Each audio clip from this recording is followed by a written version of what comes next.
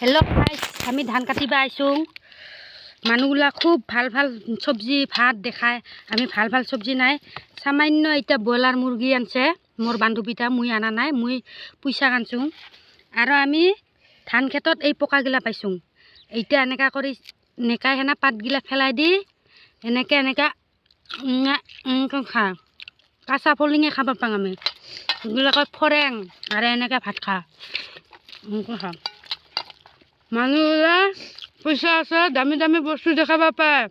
আমি গৰীব মানুহ, আমি দামী দামী বস্তু দেখাব নাপাওঁ। এইটো কাৰণে মোৰ বান্ধৱী ব্ৰইলাৰ আনছে, বৰফ টুকুৰু আনছে।